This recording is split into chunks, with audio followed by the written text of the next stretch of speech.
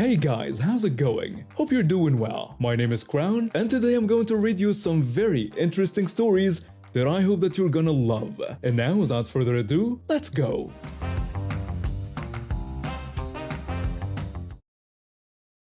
My husband and I have always been the responsible ones in the family. We're not rich, but we manage our finances well and try to help out when we can. That's how we ended with my father-in-law's cards in the first place. It all started about 6 months ago when my father-in-law's truck broke down. He lives about an hour away from us and suddenly, he couldn't get around easily. Being the good son my husband is, he offered to help out. We'd do the shopping for him and deliver groceries and essentials. At first, it was just a temporary arrangement. My father-in-law would give us a list and we'd use his cards to buy what he needed. It worked well, and we were happy to help. But then things got complicated. My father-in-law met someone. She moved in with him almost immediately. We didn't think much of it at first. He seemed happy and that's what mattered. But we soon realized there was more to the story. One day when we were dropping off groceries, I overheard a conversation between them. Father-in-law says, "I am so glad you're here. I don't know what I'd do without you." "Oh, honey, I'm just happy to have a roof over my head. You saved me," his girlfriend says. And that's when it clicked. She had been homeless before moving in with him. I felt a mix of emotions, sympathy for her situation, but also concern about how quickly things were moving. For a while, everything seemed fine. We continued helping out, and his girlfriend was always friendly when we visited. But then, things took a turn. It was a regular Sunday afternoon when we noticed something was off. We arrived at my father-in-law's house with the usual groceries, and his girlfriend answered the door. Her eyes were bloodshot, and she reeked of alcohol. "Oh, it's you two again. Come in, come in." She stumbled back into the house, nearly knocking over a lamp. My husband and I exchanged worried looks. Husband asks, "Where is Dad?" "He's around. Somewhere. Who cares? We've got booze." That was a moment I decided my kids wouldn't be coming over anymore. I pulled my husband aside. "We can't bring the children here. It's not safe." He nodded, understanding immediately. We kept helping with the shopping, but we limited our visits. It was a delicate situation, and we didn't want to upset my father-in-law. But things were about to get much worse. Last week, my father-in-law finally got a new truck. We were planning to return his cards, but before we could, all hell broke loose. It started with a text message from his girlfriend's number. "Hey, I need you to give me your debit card. We've had yours for months, so it's only fair. I'm coming to pick it up today." I was shocked. I showed the message to my husband, who immediately called his dad. No answer. "This is crazy. We can't give her our card." "Of course not. I'll text her back." He sent a message explaining that we had his father's cards because we were helping him out, not as some kind of exchange. We offered to return the cards right away. The response was immediate and aggressive. "You don't trust me? After all this time? I am family now. You will give me your card, or there will be consequences." My husband tried to be diplomatic. "Look, we appreciate you're part of the family now, but this isn't about trust. We're not comfortable sharing our personal finances. We'll bring Dad's cards back tomorrow." That's when she really lost it. A barrage of messages came through, each more threatening than the last. She insisted she had the right to our finances, that we owed her for all the help she'd given my father-in-law. Finally, my husband had enough. "I am not discussing this with you anymore. I'll talk to my dad directly about returning his cards." And that's when she truly imploded. The messages became incoherent, alternating between begging and threatening. She said she was coming to our house to take our card by force if necessary. We blocked her number, hoping that would be the end of it, but we were wrong.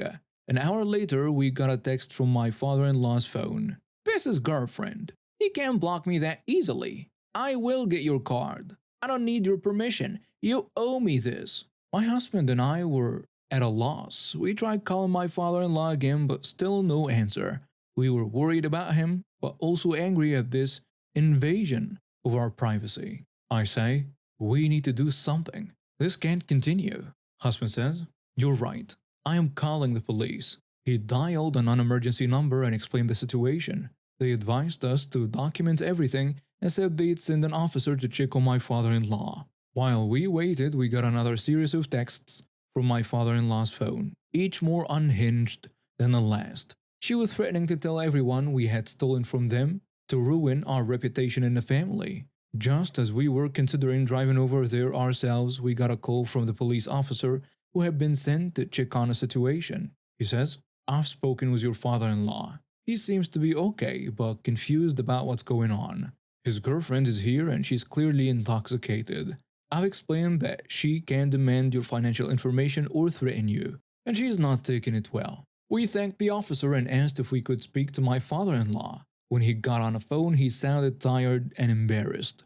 I am so sorry about all this. I had no idea she was doing this. I've been trying to help her, but I think it's time she left. My husband assured his dad that we understood and that we bring his cards back the next day. We also suggested he change his phone password and consider changing his bank information just in case. The next morning we drove over early. The girlfriend's car was gone and my father-in-law looked like he hadn't slept. We returned his cards and sat down to talk. Father-in-law says, she left last night. The officer suggested some rehab programs, but she refused.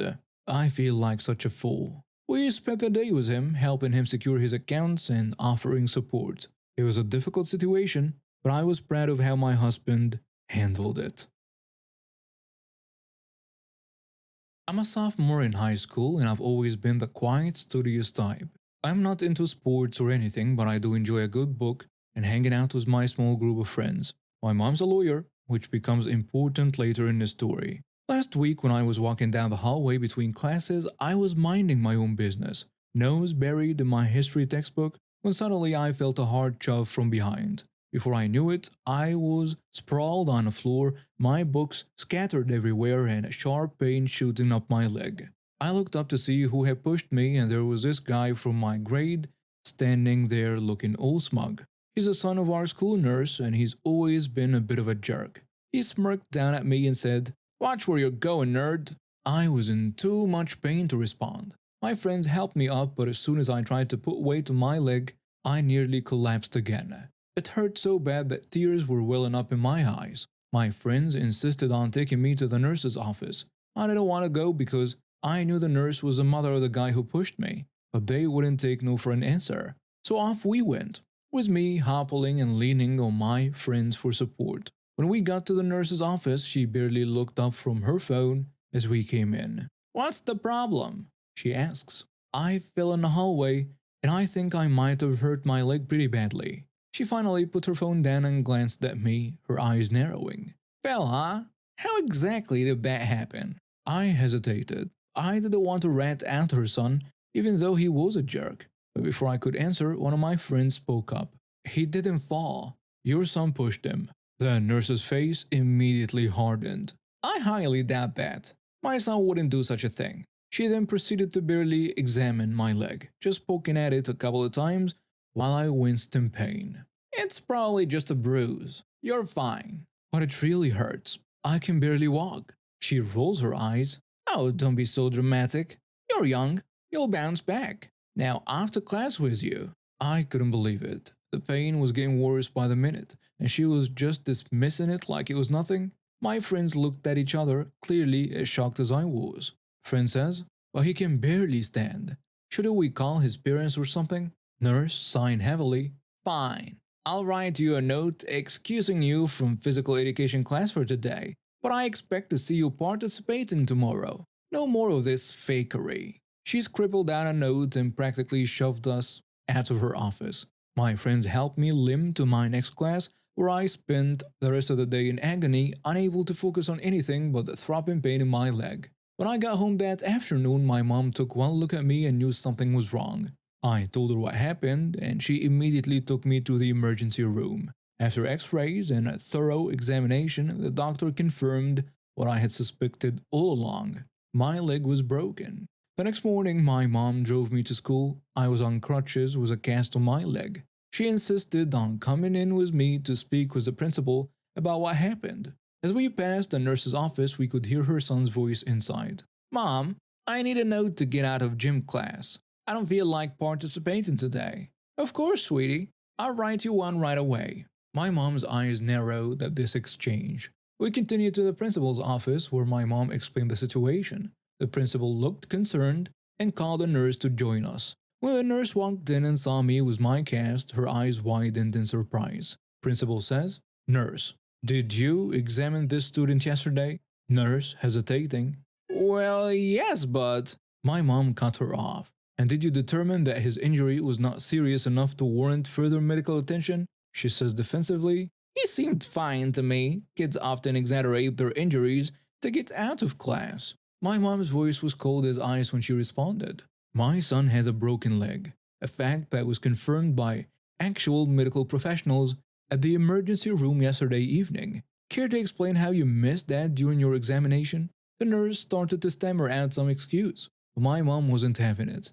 Furthermore, we overheard you writing an excuse note for your own son just now, despite having denied my son the same courtesy yesterday when he was actually injured. Can you explain this discrepancy in your treatment of students? His friends had to pressure you into giving him a note. The nurse's face had gone pale. The principal looked from her to my mom, clearly realizing the seriousness of the situation.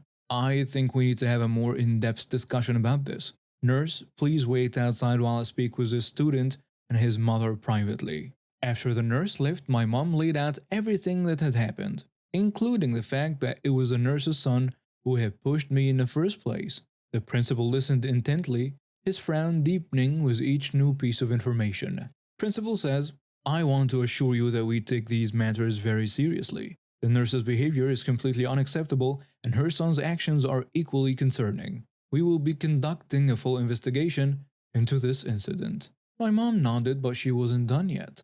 I appreciate that, but I'm also concerned about the broader implications here.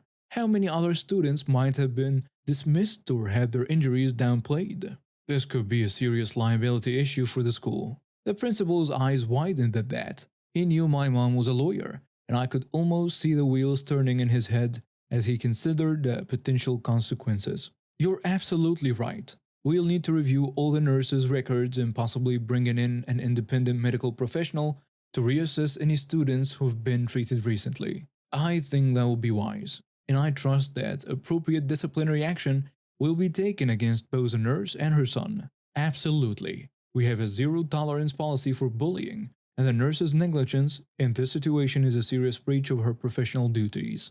As we left the principal's office, we saw the nurse sitting outside looking worried. The principal asked her to come back in, and I could hear the start of what sounded like a very intense conversation as the door closed behind her. Over the next few weeks, things changed dramatically at school. The nurse was put on administrative leave pending a full investigation, and a temporary nurse was brought in to review all the recent cases. The nurse's son was suspended for bullying, and when he came back he kept his distance from me and seemed much less cocky than before. As for me, well, having a broken leg wasn't fun, but it wasn't all bad. My friends were super supportive, helping me get around school and even organizing a cast signing party. And I have to admit, it was pretty satisfying to see the nurse and her son get what's coming to them. I've had a pretty rough day, to be honest. My car's been acting up lately, making this weird rattling noise whenever I accelerate. I am no mechanic, but I knew I had to get it checked out soon. On top of that, my boss piled on extra work just as I was about to leave the office. By the time I finally got out, it was already dark and I was exhausted. As I was driving home, I noticed my fuel gauge was dangerously low. Great, just what I needed. I pulled into the nearest 7-Eleven to fill up, hoping to make it home without any more hiccups. I got out of my car, started bumping gas and tried to calm my frazzled nerves. The day had been a whirlwind and all I wanted was to get home, grab a beer and crash on a couch. As I finished up and was about to get back into my car, I heard a loud honk that made me jump. Turning around, I saw two cars in a turning lane at a nearby intersection. The first was a big dark SUV, probably black or dark gray, and behind it was a white pickup truck. The driver was clearly impatient. The pickup driver honked again, even louder this time. I looked up at the traffic light and saw it was still red for the turning lane. This guy was actually honking at a red light. Can you believe it? I don't know why, but I decided to stick around and watch. Maybe it was because I needed a distraction from my own problems. Or maybe I just wanted to see how this would play out. The light finally turned green and another car pulled up behind the pickup truck, but the SUV in front did not move. Not even an inch. The pickup driver started laying on a horn, and the car behind joined in. It was like a symphony of impatience. I watched as the light turned yellow, fully expecting the SUV to stay put. But to my surprise, the driver suddenly floored it, speeding through the intersection just as the light turned red. The pickup truck was left sitting there unable to follow. I couldn't help myself. I burst out laughing and even started clapping. It was just too perfect. The entitled jerk in the pickup got exactly what he deserved. As I got back into my car still chuckling, I noticed the pickup driver's face. He looked absolutely livid, his face red as a tomato. That's when things got even more interesting. The pickup driver started revving his engine like he was considering running the red light. I held my breath, wondering if he'd actually do it. Just then, a police car turned the corner, its lights flashing. "Oh, come on! This can't be happening," the pickup driver says. I couldn't believe my luck. The police car pulled up right behind the pickup, effectively blocking him in. The officer got out and approached the driver's window. "Sir, is there a problem here?" "No, officer, just waiting for the light to change." "I see. Would you care to explain why you were honking excessively and revving your engine at a red light?" I was just, The pickup driver fumbled for words, clearly caught off guard. I couldn't hear everything they were saying, but I could see the officer writing something down, probably a ticket. And as I pulled out of the 7-Eleven, I saw the pickup driver still arguing with a police officer. I gave a little wave as I drove past, earning a glare from the pickup driver. I'm 27 years old, happily married to the most amazing woman I've ever met. We've been together for 5 years, married for 2, and now we're expecting our first child. My wife is 25 and absolutely glowing. She's due in December, and we couldn't be more excited. We both work hard. I'm in IT and she's a teacher. But with the pregnancy, she's been on leave for the past few months. Don't get me wrong, we love spending time together, but I could tell she was getting a bit stir crazy being at home all the time. So when she told me she wanted to go out for some errands, I understood. I offered to go with her, but she said she needed some alone time. Who was I to argue? I kissed her goodbye and told her to call if she needed anything. About 2 hours later, my phone rang. It was my wife and she was crying. "Hey, what's wrong?" "There's a guy following me. He won't leave me alone. I'm scared." My heart dropped. I immediately grabbed my keys and ran to the car. "Where are you?" "I'm on my way." She told me her location and I sped through the streets of Delhi. I might have broken a few traffic laws, but I didn't care. My wife needed me. When I arrived at the departmental store, I couldn't believe my eyes. There was a guy, probably in his mid-20s, with his hands all over my wife, and people were just standing there watching. I saw red. Before I knew it, I was charging at the guy. I tackled him to the ground and started throwing punches. I'm not proud of it, but I couldn't stop myself. By the time someone pulled me off him, he had a broken nose and a black eye. The police showed up, and that's when things got even crazier. The guy's family actually had the nerve to press charges against me. Can you believe it? They said I assaulted their precious son. What about what he did to my wife? My wife was shaken but stood by me. She told the police everything, how the guy had approached her in the store asking for her number, and when she refused and walked away, he started following her. She got scared and called me. The next day I met with my lawyer. Thankfully, we had CCTV footage from the store that showed the whole incident. My lawyer seemed confident we could get the charges dropped and maybe even file a countersuit. But here's where it gets even more ridiculous. When I told my parents and cousins what happened, they said I was too rough, that I should have handled the situation better. Are they serious? What was I supposed to do? Politely ask the guy to stop groping my pregnant wife? I know some people might think I overreacted, but I don't regret what I did. In a place like Delhi, where people often turn a blind eye to these things, sometimes you have to take matters into your own hands. I wasn't going to stand by and let someone hurt my wife. The case is still ongoing, but my lawyer says things are looking good for us. The CCTV footage is pretty damning for the other guy. Plus, we found out he comes from a wealthy, influential family, which explains why they thought they could get away with pressing charges against me. As for my wife, she's doing better now. We've talked a lot about what happened, and she says she feels safer knowing that I'll always be there for her. We're focusing on the future, our baby, our family, making sure nothing like this ever happens again. Never thought I'd be in a situation like this, but all I know is I'll always protect my wife no matter what. And if that makes me the bad guy in someone else's story, so be it. I can live with that. And now we have reached the end of today's stories. Thank you for watching and see you next time.